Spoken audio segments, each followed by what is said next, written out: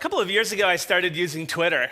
And one of the things that really charmed me about Twitter is that people would wake up in the morning and they would say, "Good morning," which I thought, I'm a Canadian, so I was a little bit, I like that politeness. And so I'm also a giant nerd.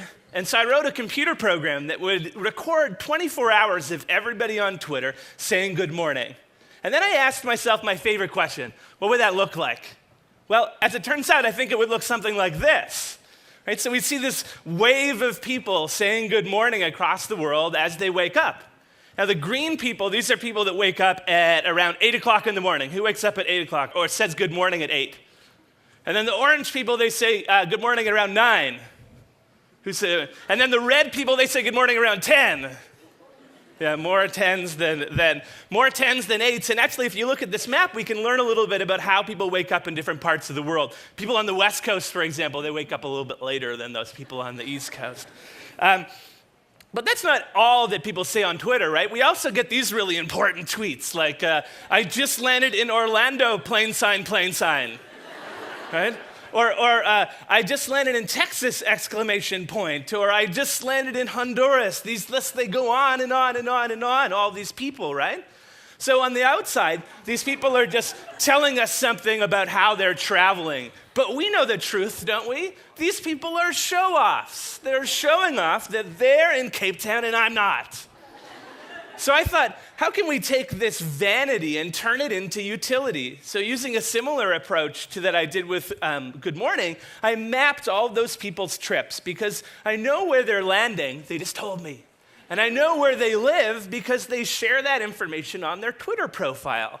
So what I'm able to do with 36 hours of Twitter is create a model of how people are traveling around the world during that 36 hours. And this is kind of a prototype, because I think that if we listen to everybody on Twitter and Facebook and the rest of our social media, we'd actually get a pretty clear picture of how people are traveling from one place to the other, which actually turns out to be a very useful thing for scientists, particularly those who are studying how diseases spread.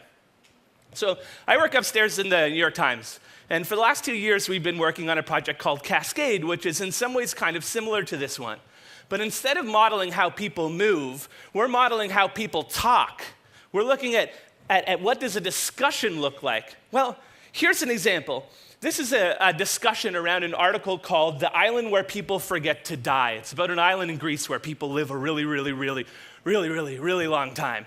And what we're seeing here is we're seeing a conversation that's stemming from that first tweet down in the bottom left-hand corner. So we get to see the scope of this conversation over about 9 hours right now. We're going to creep up to 12 hours here in a second, but we can also see what that conversation looks like in 3 dimensions.